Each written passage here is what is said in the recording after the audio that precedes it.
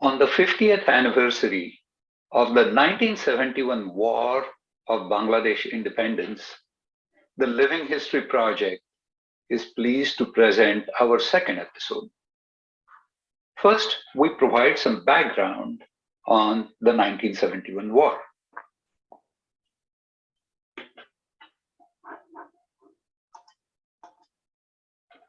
In 1947, the Indian subcontinent was divided into India and Pakistan on the basis of religion, Muslim Pakistan and a secular India. Pakistan consisted of East and West Pakistan, separated by 1,000 miles and different language, ethnicity, and culture. That inevitably led to issues of inequity and alienation on part of Bengali Muslims of East Pakistan. The tensions came to a head when, in the general elections in 1970, the Awami League in East Pakistan, led by Sheikh Mujibur Rahman, won an absolute majority and the right to form central government. This result was not acceptable to the Pakistani army led by General Yahya Khan, which then ruled Pakistan. Sheikh Mujib was arrested and Pakistani army launched Operation Searchlight in East Pakistan. The goal of the operation was to terrorize and cower the population into submission. The resulting killing has been officially termed a genocide. This resulted in a call for independence, civil war, and massive flood of refugees from East Pakistan, estimated to be over 5 million that came into India.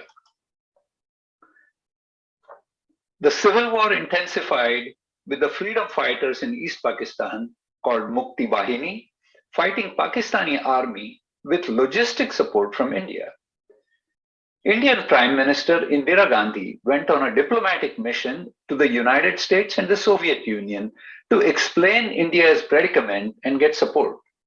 However, UK, US, and China were sympathetic to Pakistan, while the Soviet Union provided diplomatic and military support to neutralize US-China pressure. Pakistan made a strategic decision to launch a preemptive strike on India's western border. The goal was to grab enough territory on the western front and then bring UN Security Council to bring pressure for a ceasefire, then negotiate with India from a position of strength. Pakistan's gambit failed as Indian armed forces achieved an upper hand on the western front, while the Soviet Union used its veto to keep the UN Security Council at bay. The war was over in 14 days when Pakistani army chief in East Pakistan, General Niazi, unconditionally surrendered to General Arora of the Indian Army. India declared unilateral ceasefire, ending the war.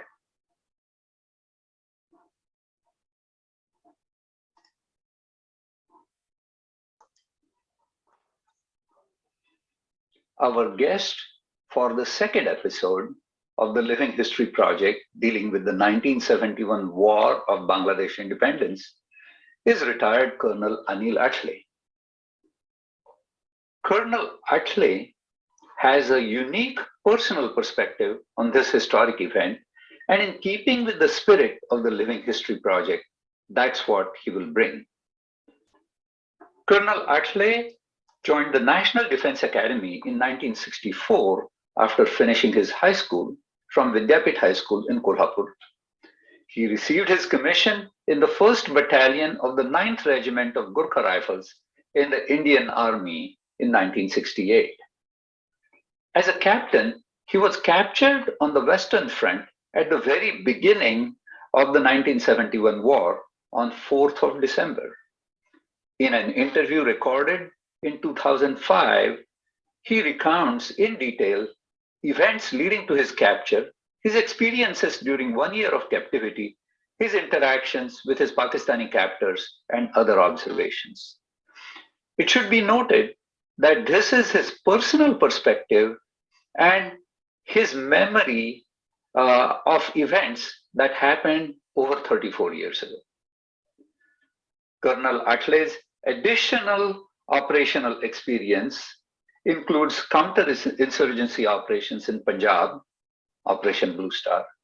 On the academic side, he attended Army Staff College in Wellington and received a PhD in strategic studies from Savitribai Phule University in Pune, India in 1988, with a thesis dealing with the situation in the Middle East. He was deputed to the History Division of Ministry of Defense in 1986, where he co-authored official histories of Indochina War of 1962 and counterinsurgency operations in the Northeast. He took an early retirement in 1991 to focus on research.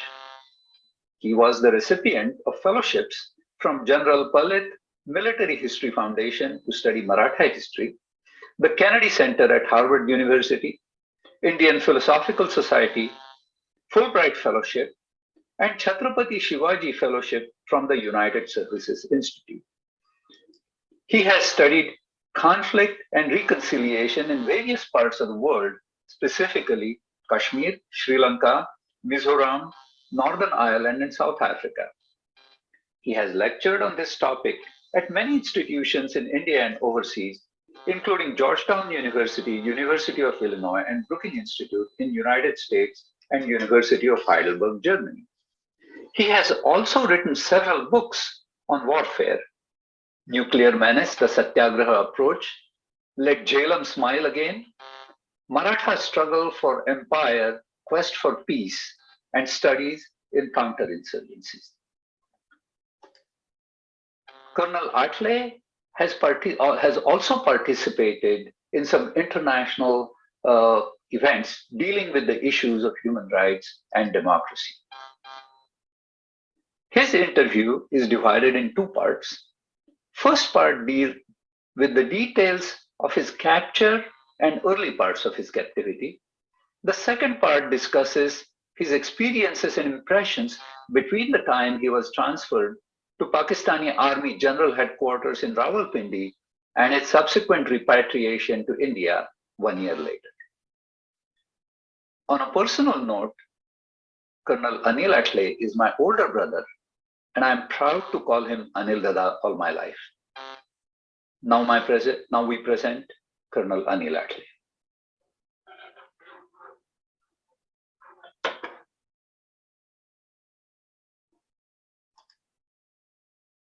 Which is the GHQ. So when was it? What day roughly? I have a feeling this was 8th, 9th, 10th, no clue. Absolutely. Just putting in the context. I don't remember how long the whole war lasted. So it lasted from 3rd December to 17th December. it was just 2 weeks. 2 weeks. Because as you said, depending on how the war was progressing, the attitudes and the emotions of your interrogators was going to be very different. This was 9th or 10th or 11th or something like that.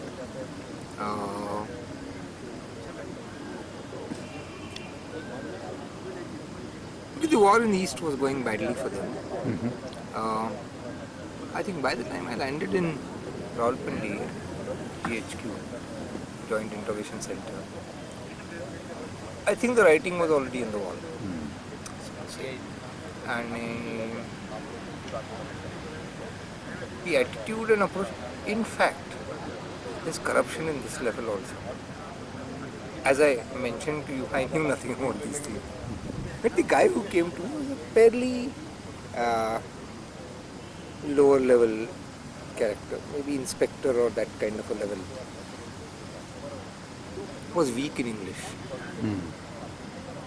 And when he said, "Aap Urdu jante hai?" I said, "No." So which language? English or Marathi? So most of our conversation and interrogation took place in English. Where his that was a good tactical decision on your part. So as it is, he was all the time on defensive because he couldn't even make himself understood. And that led to things that almost to the level that he said, I know you haven't given this information. I know you don't know about this. There's enough this thing. But this is the information I want to give to my bosses. So you say yes. So I said yes. मेरा बाप का क्या जाता है? Look, the corruption at intelligence and interrogators level, the first this thing I had was there. Otherwise, the other recollection that I have, which I record also, I was in total isolation after this time onwards. With a coterie, nothing to this thing, by yourself. I was fit at that time. Every morning I used to do 50 benches, sit-ups, push-ups, all this thing, that thing. Kept myself totally fit. Because Rawalpindi used to be bombed every day, at least twice. Midnight and first light.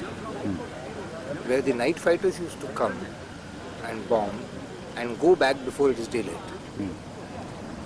And there was an anti-aircraft gun sitting right on top of my coterie. So whenever that anti-aircraft gun used to fire, dirt used to fall down. And I used to always think, if the bomb falls here and the jail opens up, I have to escape and run. So every time that used to happen, I used to put on my boots and be ready to rush out. After it happened twice, thrice, 4 times, I said, ये कुछ नहीं होता, ना यहाँ पे बम गिरने वाला है. I used to sleep through the air raids. But the effect on the Pakistanis was terrible. Terrible. They could only shake their fists, abuse the aircraft which was they couldn't see, etc., etc.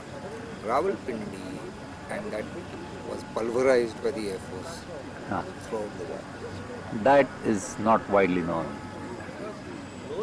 Every night, every morning, there would be this air raids, bum, bum, bum, bum.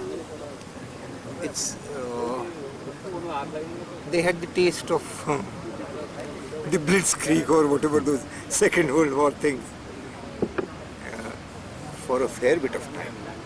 The morale of all the troops guarding us, etc., was in their boots, and that's that.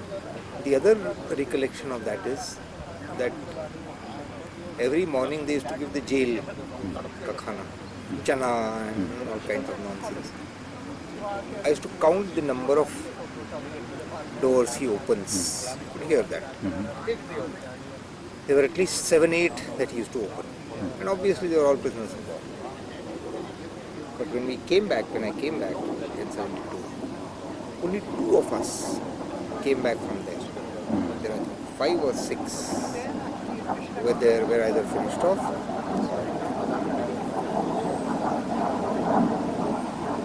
So that business about prisoners still being kept in Pakistan, etc., has a valid reason for that. The other thing was, it is there that they took my photograph. What you are talking about, and that was announced on the radio, and some people contacted and all that. They took the usual photograph, front, side, whatever, and they said, now just smile and this is for your publicity. Because they published my photograph, prisoner of war, caught, and this thing, that thing, that. They had to raise their people's morale. The day that happened, I felt reasonably comfortable and happy. I said, now it is difficult for them to do everything. Because they'll have to account what happened. They have to account. And then by then, because one knew what was likely to happen, even before, one could see that it is not easy to dispose of people. This went on and the interrogation went on. In that, basically, interrogation was repetition. depriving of sleep. I never faced any physical torture. Why and how, I don't know. I think one of the reasons must have been the exercises that I used to do. See, anybody who is physically fit, generally people feel physical torture doesn't affect. That's my guess, I don't know.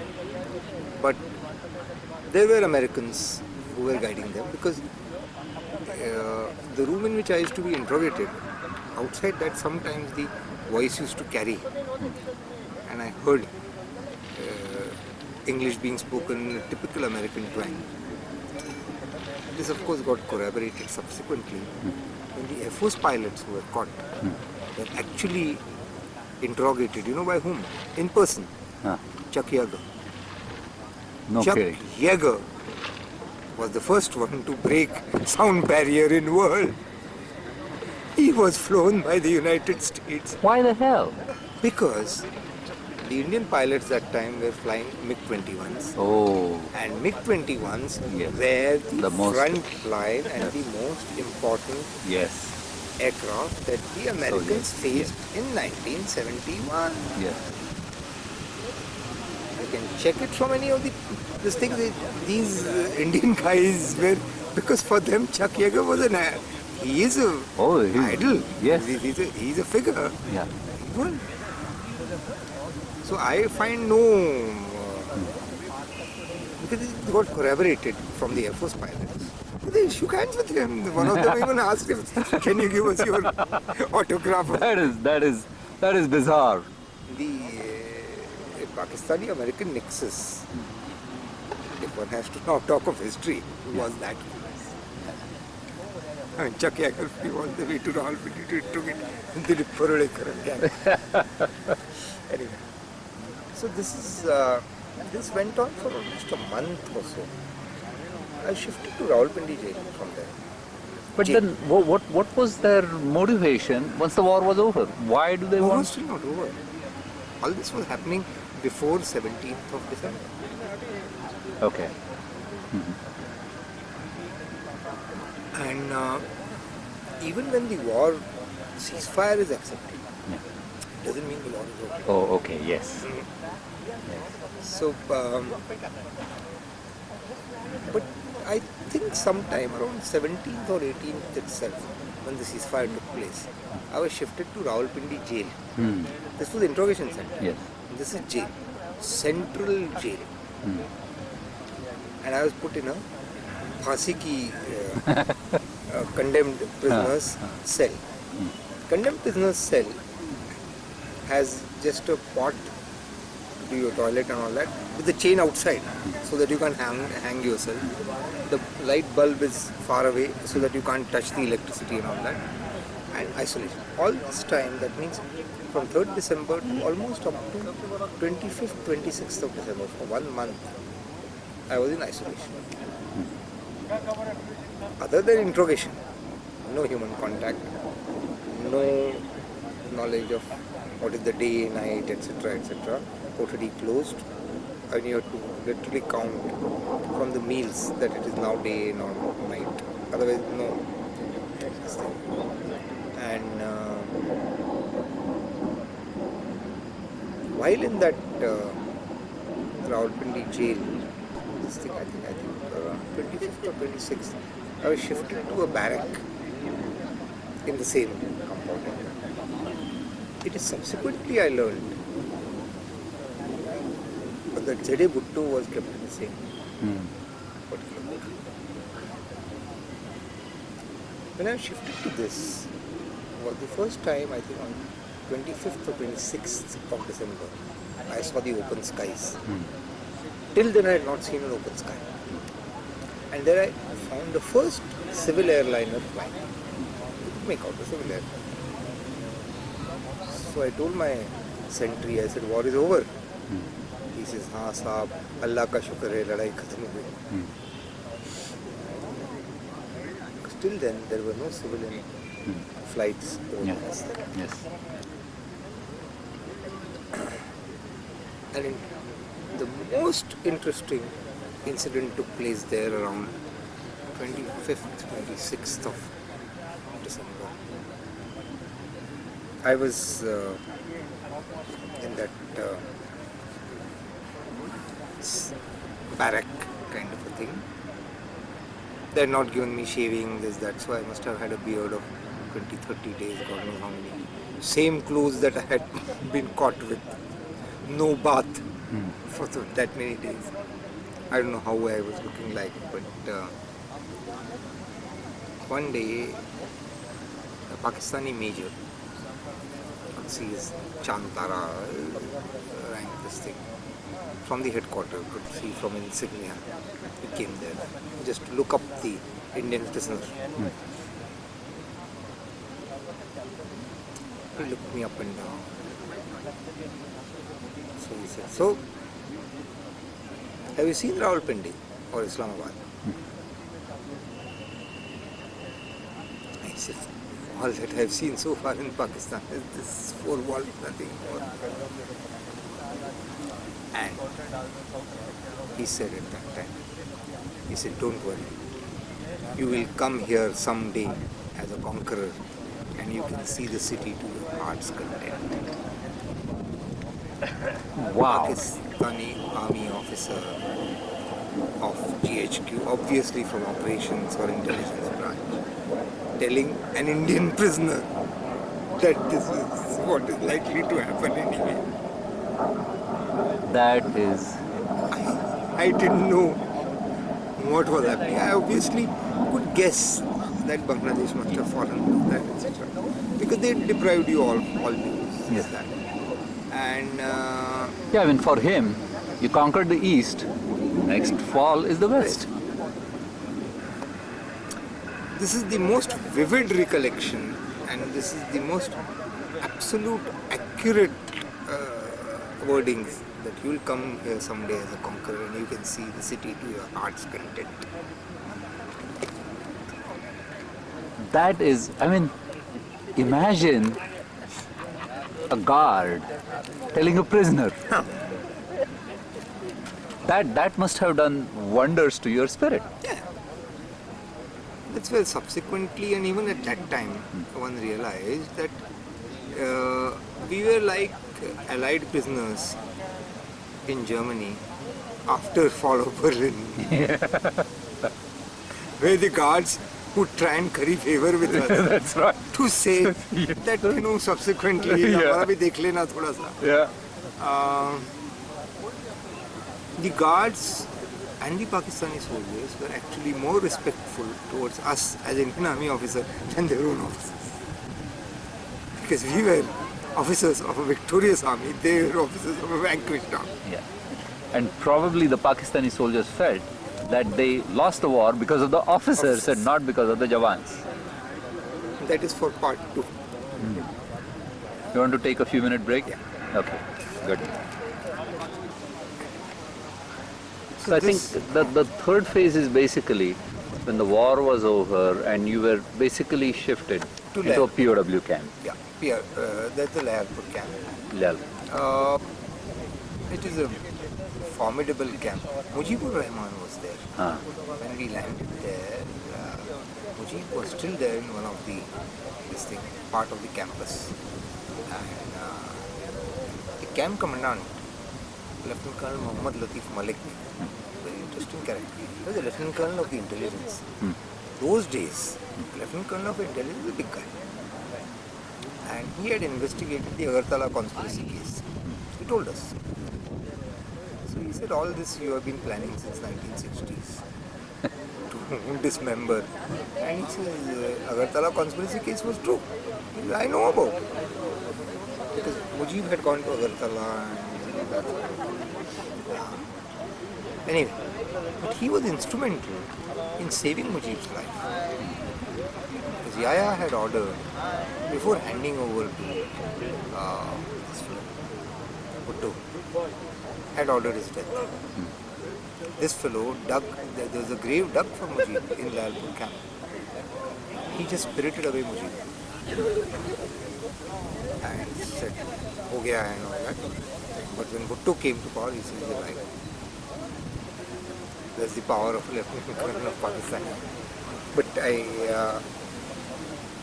must mention one more this thing. It just came and just went away. Before this, It will come. in Rawalpindi itself. It was around 27th of December or something. You check it. You can check it from the history books.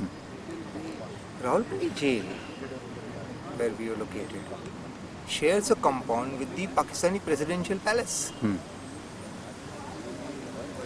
So after I was in that barrack, one day we heard a lot of noise saying Qaide Awam, Bhutto, Zindabad, Qaide Awam, Bhutto. Bhutto was going in procession to Yahya Khan to demand his resignation and this and that, etc. etc. Naturally, yes, we were excited. I was excited. This thing, what was happening. After about 2 or 3 hours, the same crowd returned, saying, Naya Sadar Bhutto Zindabad, Naya Sadar Bhutto Zindabad. So the sentry that I had, I told him, I said, तुम्हारे यहाँ सत्ता पलट गया, भुट्टो तुम्हारा नया सदर हो गया. कहता आपको कैसे पता साहब? I said, can't you hear it? That was the. I mean, you can claim that I was literally an ear witness To history. change of guards. guard in Pakistan. The other thing, interestingly, is at that time in Rawalpindi jail there were many Pathan and Baluchi prisoners, Huh. and they used to agitate against Pakistan, and they used to raise slogans in their mass barracks. Hindustan Zindabad. Huh. Of all the people, Indira Gandhi Zindabad and Jagjit Singh Arora Zindabad. I have heard Jagjit Singh Arora Zindabad slogans raised by Baluchi prisoners in Rawalpindi jail. They knew Why? who Jagjit Singh Arora was, obviously. Obviously. So he has liberated Bangladesh. He should now liberate Balochistan. This. So before I forget, this had slipped my mind also. This particular bit of the thing. Then going back to Lalpur, this was the kind of a setup in Lalpur jail. Otherwise, it was all normal, prisoner of war life. But as I mentioned to you, we were like Allied prisoners in Germany after fall of Berlin. The sentries used to salute us very smartly every time. There's no question of any disrespect, this, that, etc. And we proved our leadership or whatever you may call it. But our men were very loyal to us. But there were about 600 of us, 600 Jawans and about 7 army officers, and 10 Air Force officers came later. They shifted from Rawalpindi to Lalpur. All of us were in one camp. So only 7 officers? 7 Indian officers. Let me just interject one thing. Trying to remember his name. He was a major. And he, in 72 summer, I had gone to IIT for my interview. And from there, I went to Delhi. And at that time, simply saying that my brother is a POW was basically open sesame. That opened all kinds of doors. That literally opened all kinds of doors. And I went and visited one major, I'm forgetting his name, maybe it's the 2 Jins, because I did remember his name. He was repatriated because he was injured. Major Chaudhary. Major Chaudhary. Because Late Major Chaudhary. Oh, He has one I was lost. Yes. Correct. I think he is some shell fragment or something. It had taken off literally part of his skull. Part of his skull, yeah. And it was an incredible experience that just meeting him and He seeing was his a fantastic character. There was an equanimity, and he said, look, Anil is doing fine and he'll come back when उसका खाना वहाँ पे जब खत्म हो जाएगा वो वापस आ जाएगा. Colonel Chaudhary, Yes, Colonel late Chaudhary. Yes. SS Chaudhary, Uh, was a fantastic person. God bless his soul. Yes. and I think it was with him or it was. We got your photograph, the group photo Yeah. of people for the It's still first with time. me. Yeah. Yeah. The Red Cross people took that. Yeah. 2 Red Cross people, they came and Yeah.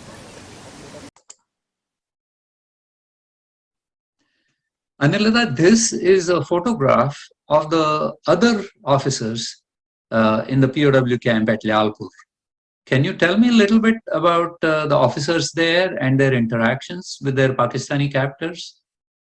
Yeah, basically this was sometime in, I think, March uh, 72, when the Swiss representatives of Red Cross, they came and visited camp, Pakistani, our camp, as a reciprocal visit to their visits to POW camps in India, basically to see the conditions and Geneva Convention is being followed, etc., etc. So this photograph was taken by the two of them had come. So the other Swiss representative is not in the picture. The photograph is standing from the left. The first person is Lieutenant A.G.J. Swittens from the same regiment as myself, that is 9 Gurkhas. He uh, he was an officer from Kerala, and he was caught in the after the capture of Shakkargarh, when in counterattack the Indian army had to withdraw, and in that withdrawal some of them got left behind. So he was captured in that attack on Shakkargarh. Very brave officer, and who had in fact led the attack, literally being the first person to cross the minefield. But unfortunately, about 5-7 years ago, he passed away. The next person with an eye patch was our camp senior, Major SS Chowdhury. He was from the Grenadier Regiment, again in the same Battle of Shakkargarh. Very brave officer and a very intelligent officer. In fact, when he used to play chess with the Pakistanis, he never lost, and was a very effective commander of uh, the prisoner of war camp. The next to Yeah, him, he's the one that I met in Delhi that we talked about. Yes. yes. Again, he passed away about 10 years ago. A person next to that is a Parsi officer from artillery regiment, Mayar Framroz Bastur. Next to that is myself making faces at and trying to attempt a smile of great happiness, because it was a very great visit as far as we were concerned, because we knew that now that we are registered POWs, our lives are somewhat safe. Coming to the people sitting down, first is Lieutenant Gangaram Chaudhary.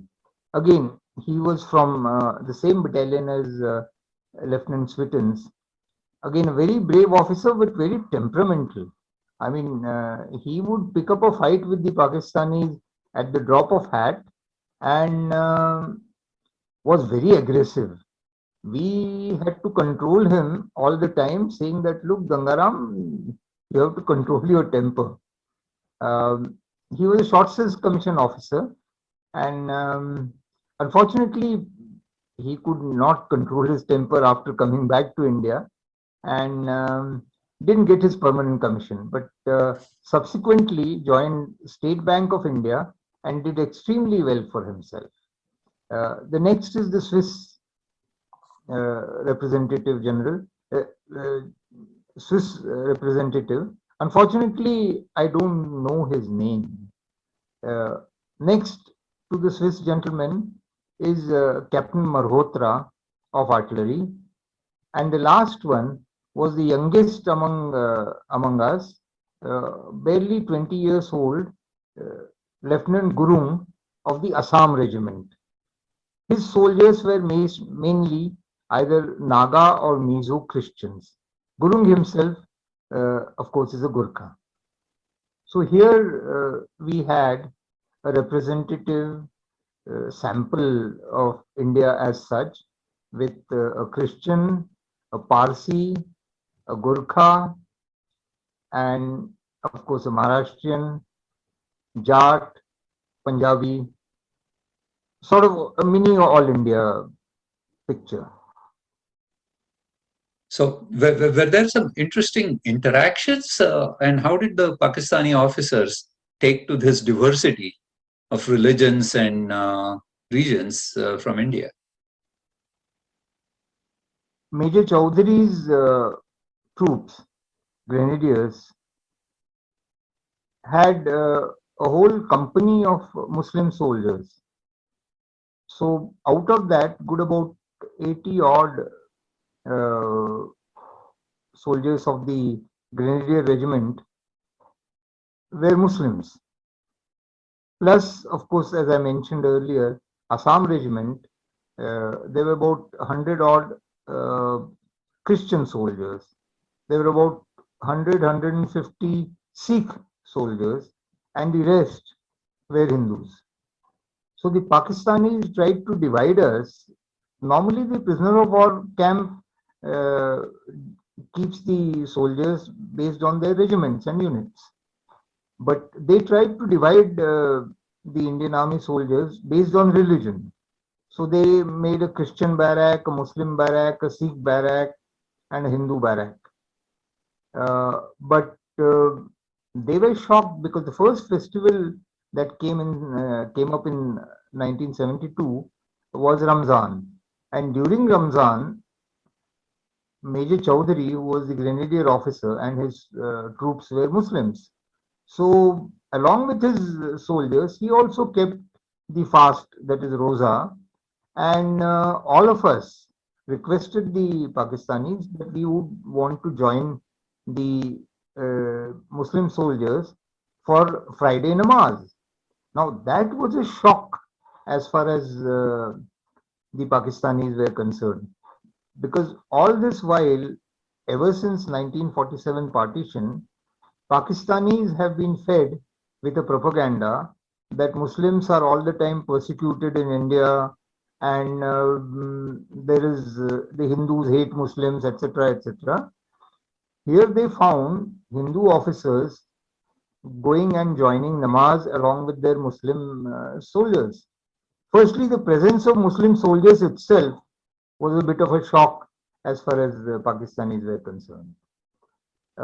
In addition to this, there was another very insidious attempt that was being made by the Pakistanis in 1772, and that is to drive a wedge between the Hindus and Sikhs. So, in order to do that, they had taken the Sikh soldiers on pilgrimage to various pilgrim sites in Pakistan, that is Nankana Sahib, Panja Sahib, etc. This was against the advice of our own camp senior. When we realized this, Major Chowdhury, with the agreement of the Sikh soldiers and the others, that we said, okay, we will combine a Gurdwara and Mandir. Under the Geneva Conventions, every Sunday, the prisoners of war are permitted a religious gathering.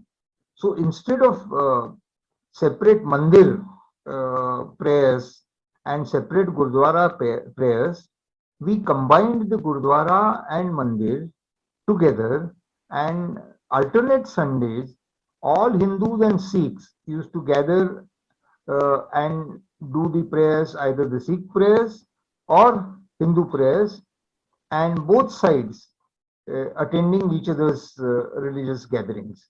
This made sure that the Pakistani attempt at trying to drive a wedge between the Hindus and Sikhs was nullified by us in the camp at least. This That is, particular, this particular feedback we had given when we came back from Pakistan, and we saw the result of this plan of Pakistan, resulting ultimately into the 1984 Operation Blue Star and the terrorist activities that happened in Punjab and the very permanent damage that it did to Hindu-Sikh relations.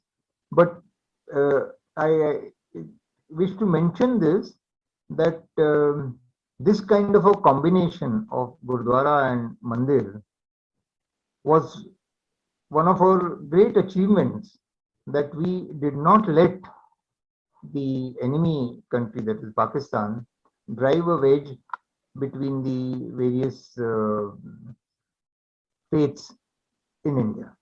that is really interesting. That's a very significant thing, and I don't think these kind of things are widely known, if known at all, in the outside community. That is So, true. In fact, if today you talk of in the kind of vitiated atmosphere post 1984, if you talk of combining a mandir and a gurdwara, it is very difficult. I don't think it is possible to do it outside. But that is the uniqueness of the Indian Army, that we are genuinely, I won't use the word secular, because secular means separation of, say, military sphere from religion, etc. But equal respect and observance of soldiers and their faith, and with no distinction. Plus, the officers' credo that whatever is the faith of your soldiers, that is your faith as far as you are concerned. So you were shifted into Lialpur when in January sometime? Sometime then, yeah. Okay. Other than a couple of incidents, rest of it was normal prisoner of war. This thing but as I mentioned to you, this feeling about, there used to be, by then we came to know, we had come to know that they had suffered a major defeat. There were 93,000 prisoners. I happened to be the third senior most in the army hierarchy among the prisoners. Why it is of relevance is General Niazi, I think somebody else, some admiral or something, and Major General Rao Farman Ali, Chief of Staff of Eastern Command. Then they started controlled radio broadcast in the, I think they used to broadcast BBC News. Little bit extra privileges started coming in at the prisoner of war camp. We were treated as per Geneva Conventions. There, the Indian government then started propaganda by every day broadcasting messages from captured Pakistani soldiers. कि मैं number फलाना फलाना यहाँ पे राजी खुशी हूँ, फिक्र मत करना वगैरह वगैरह.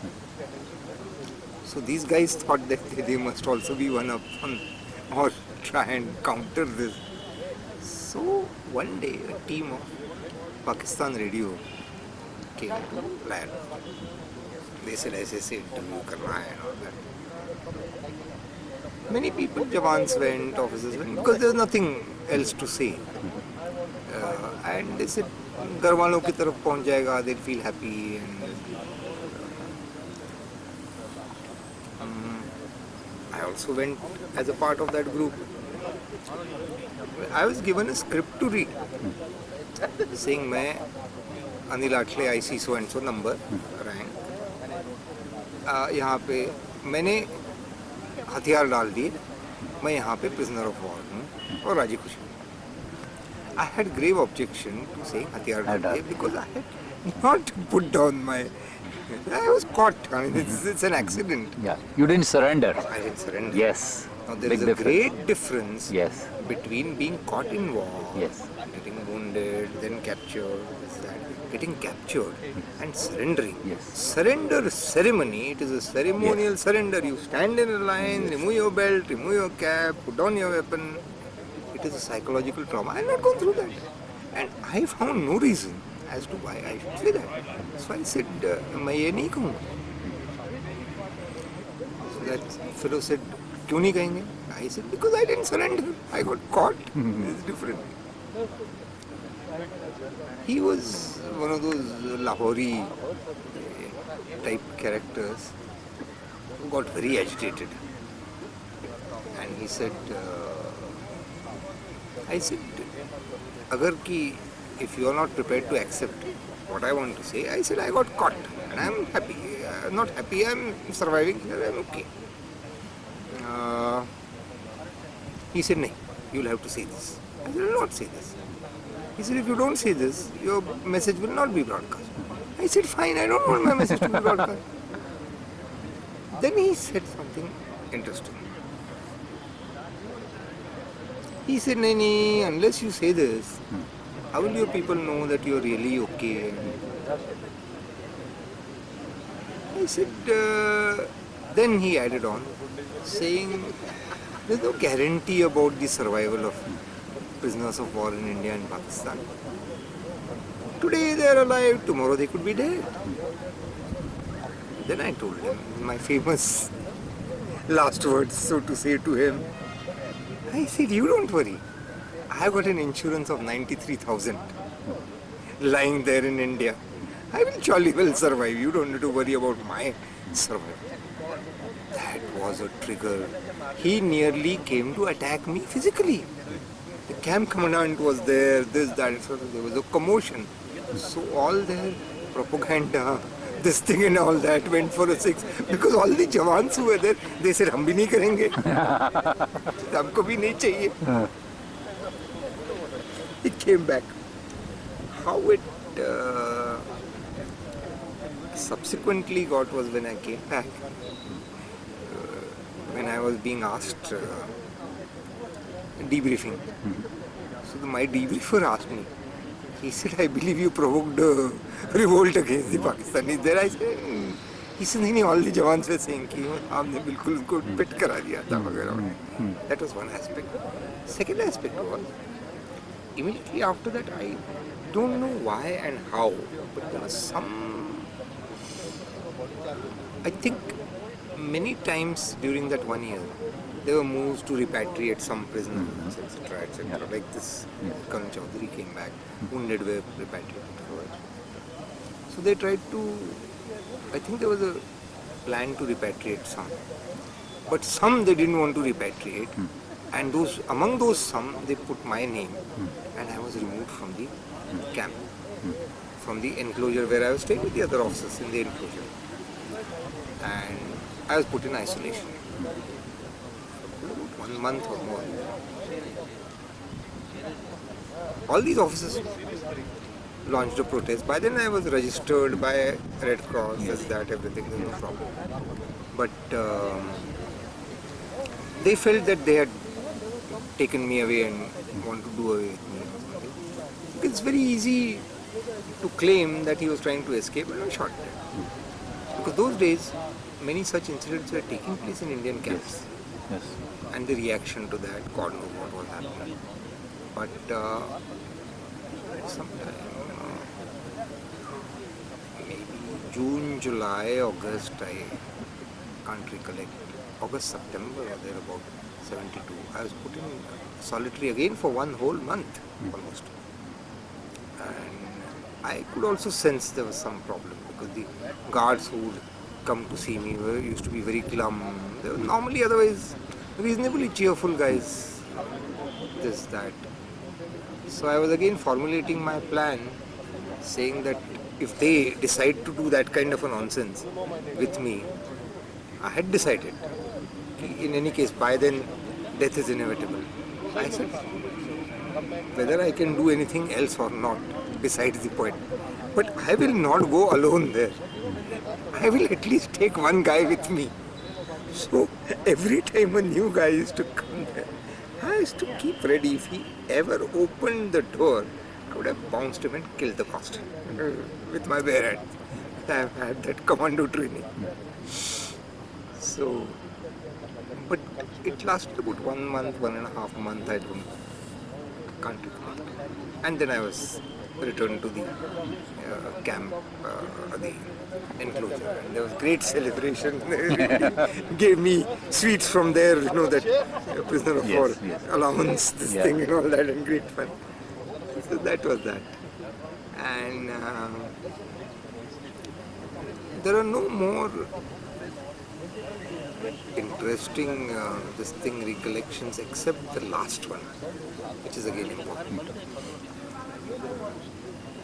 After Bhutto came to that camp, addressed the Indian prisoners of war, and announced that I am now releasing you, etc., etc.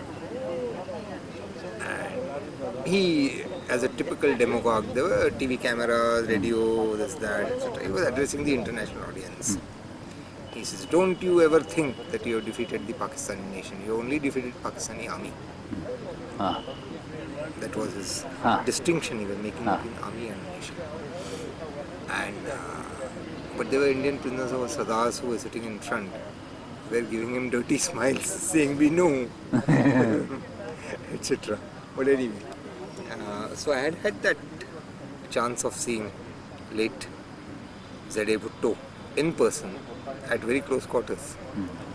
And after that, when the repatriation was announced by him after coming there,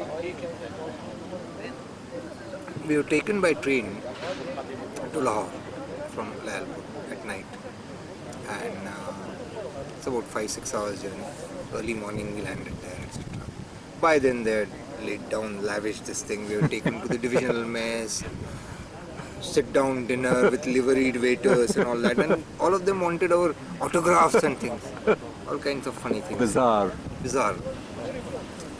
But this lunch went on, this thing happened, and as the situation is, the repatriation, the Wagah border used to close at night, daytime only. So this was again December 72. Yes. So we were getting worked up that if this gets delayed further and from Lahore to Wagah, another 2 hours drive or something, then it will get postponed for one more day, we'll come back again. So who the hell wants to stay one more day in this shithole of a country? So after this lunch and all that, officers, we came there, and then we came to a convoy ground. There were many vehicles standing there, this, that, etc. There was chaos. There's 600 of our Jawans milling around here, there. Nobody knew which bus to sit in, this, that. General sense of total chaos. I said, if this happens, I'm going to be stuck here. So I called the Pakistani JCO. I said, whistle hai tumhare paas mein? So he said, whistle hai. I took a whistle and I actually took control of the return convoy. Made our men organize, distributed them into buses and all that. The Pakistani NCO and Jawan came and saluted me, "Sahab, ab sab taiyar hai chalne ke liye." Then I told our officers who were playing bridge, they wanted to finish the bridge. I said, you idiots. I can never forget that man didn't have any qualms in coming and giving me a report, "Sahab, sab taiyar hai." Not Indian Army, Pakistani Army has reported. I've taken a report, organized the damn convoy, taken away back. I've been telling this story to many people, that ultimately leadership is leadership. Whether Indian soldiers, American soldiers, it doesn't matter. If you have it in you, you can command any bloody country. And that is how I think this is the finale. Not one bit of this is exaggeration. I don't have to invent this particular story. And it will be hard to invent this, frankly. Exactly. That's okay. So you think this should be the last word? Okay. Or you want to say a few words about you coming into Delhi and just, or there was nothing that dramatic, or There was nothing that dramatic, etc., except that I had my first brush with the Indian intelligence and that. And the guys were so transparently stupid as to ask direct questions after giving me 4 whiskeys or something. That I gave him the answers that he wanted. And then for good about 1 month or 2 months, as is the practice, I think I was followed. But thanks to this reports that I had about the provoking revolt, this, that, etc., nobody had any doubts about where I stand. And the first confirmation of that came when I went into the operations branch in a division. I was handling top secret documents, etc., etc.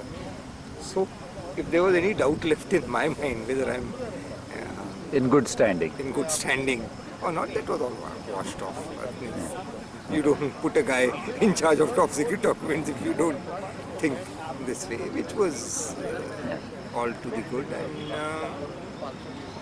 there it has stayed so far.